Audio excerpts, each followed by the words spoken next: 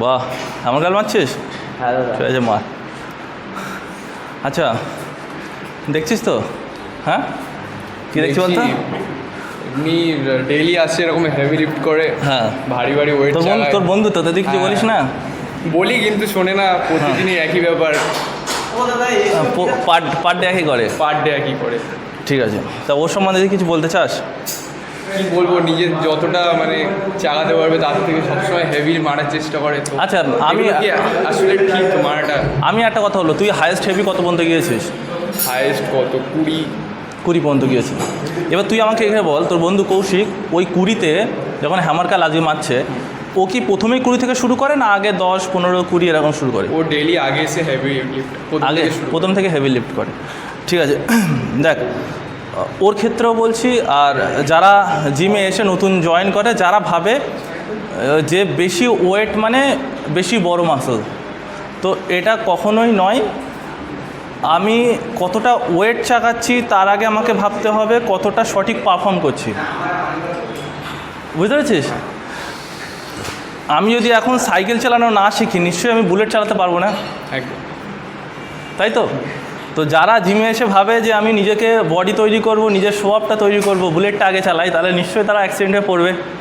100% সত্যি। তো জিম এমন একটা জায়গা যেটা তোকে ডিসিপ্লিন শেখায়, যেটা তোকে শেখায় সেলফ কেয়ার, যেটা তোকে শেখায় সেলফ লাভ, যেটা তোকে শেখায় স্টেপ বাই স্টেপ প্রোগ্রেস। তাহলে যদি কেউ এসে জিমে এসে হেভি লিফট করে, তাহলে জিম যেটা শেখায় তাহলে সে সেটা শিখছে না। জিম শেখায় কি স্লো প্রোগ্রেস, জিম শেখায় স্টেপ বাই স্টেপ প্রোগ্রেস। আজকে যে ছেলে 15 কেজিতে চেস্ট প্রেস মারছে, সেই ছেলে 1 বছর পরে 25 বা 35-এ চেস্ট প্রেস মারবে, কারণ এটাকে বলে প্রোগ্রেসিভ ওভারলোড। তো কেউ যদি এসে আজকে জিমে হেভি এক্সারসাইজ করে, তাহলে সে জিমের রুলসের খিলাফ। আর যখন কেউ রুলসের অপোজিটে যাবে, তাহলে তার নিশ্চয়ই রুলস তাকে বলে দেবে, নেচার তাকে শিক্ষা দিয়ে দেবে। তো জিমের ক্ষেত্রে যারা জিম এমন একটা জায়গা যেখানে আমি নিজের ইগো দেখাবো না কখনো। কারণ একটা জিনিস মাথায় রাখতে হবে, আমি জিমে জয়েন করেছি আমি যেন হসপিটালে না ভর্তি হই, কিন্তু জিমে এসে আমি এমন এক্সারসাইজ করব যার জন্য আমার হসপিটালে ভর্তি হতে হয়। আরেকবার রিপিট করছি, জিমে মানুষ ভর্তি হয় বা আমরা ভর্তি হয় যাতে কোনোদিন আমাদের হসপিটালে না ভর্তি হয় বা আমরা অসুস্থ না হই। কিন্তু জিমে এসে এমন এক্সারসাইজ করবো না, ইগো লিফটিং করবো না, যার কারণে আমার হাড় বেঁকে যাক বা লিগামেন্ট ছেড়ে যাক, তার জন্য আমার হসপিটালে ভর্তি হতে হয়।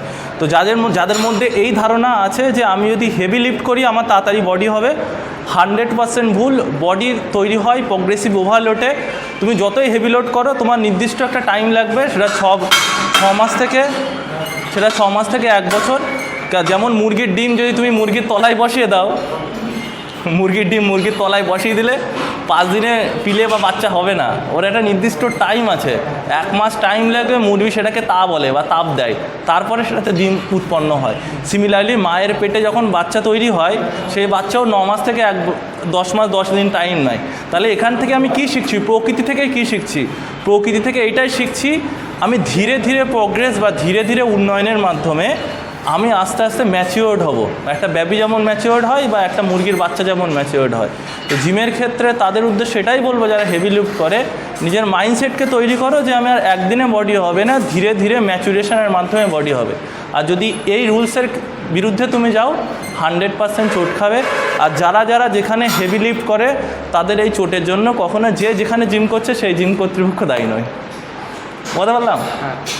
আশা করি যারা নিউ বিগিনার্স আছে বা তোমরা যারা ভিডিও দেখছো, তোমাদের জিমেও অনেক আছে যারা এরকম করবে। তো অবশ্য তাদেরকে অ্যাওয়ারনেসটা দিও, আশা করি তারা বুঝবে এবং নিজেকে শুধরে নেওয়ার চেষ্টা করবে। To get this kind of information, follow our gym page and follow Mark Fit and Fluent Academy, where Mark made mind, Mark made muscle.